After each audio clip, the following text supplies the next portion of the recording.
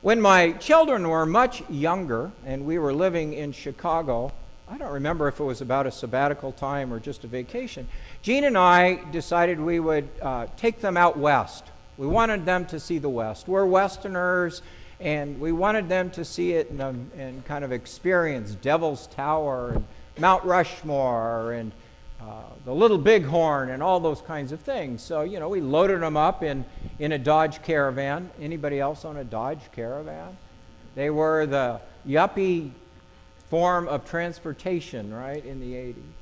We loaded them up and we drove through Illinois and Iowa and into South Dakota. You got to see the Corn Palace if you go through South Dakota, right?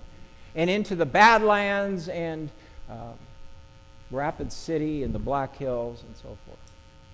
Well, always trying to broaden horizons and educate my children. On one of those occasions or days, we stopped at a McDonald's to get lunch, and as we were eating, a family walked in. They were dressed in flannel shirt and Levi's and cowboy boots. They walked in, and I immediately recognized that they were Native Americans.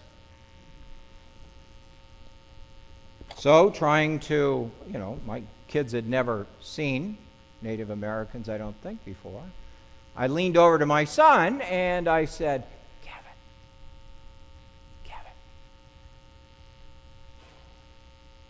don't look right away. But those are Sioux Indian at the counter. Of course, his head spun around immediately. And he looked at him, then he came right back to whatever he was eating, and he said, "No way." Why? They were wearing flannel and jeans. They looked like everybody else. There wasn't anything that he expected from all his, whatever he'd read or whatever he'd seen on television or in the movies. None of it fit the reality that existed. There was a conflict in terms of seeing life and what we expect, what we anticipate, what we think should be, and what really is. And so, you know, I was telling the truth, he just didn't think I was. Imagine that. You know? So, that's kind of where I want to start. Is that we all have this. You know, we live, whether it's a trip, you know, when you take a trip, you get out the travel books or you talk to someone or you look in magazines and you say, man, that is a really, really cool hotel. And it's right there on the beach and all that, and everybody's having so much fun, and you get there and have you been in that place?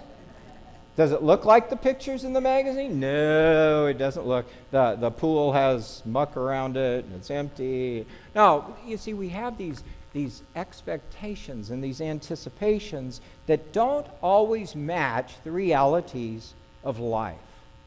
And of course, there's always someone out there trying to entice you and in some cases take advantage of you. But it doesn't just affect travel and trips. This realism versus our expectations, it affects our relationships, what we expect out of one another. It affects how what we read and what we like and don't like. It affects the movies we see, how our house looks, all kinds of things in life are a mixture in our minds, and it relates to our happiness and so many things of what we expect and what really is.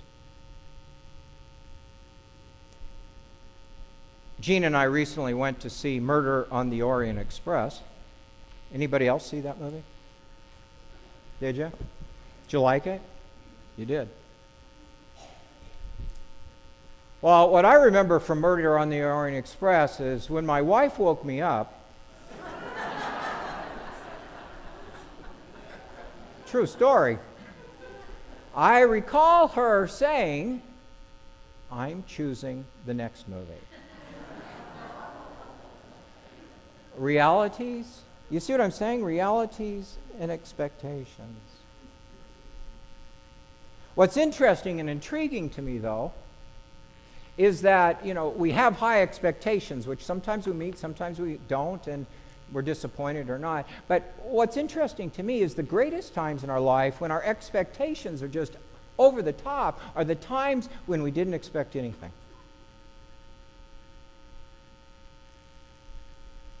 Those times when you get together with friends and it just kind of happens and you have a great evening and a fun time, and at the end of the evening people say to one another, we should do this again.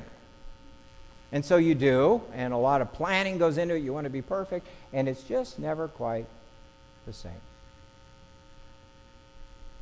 It's okay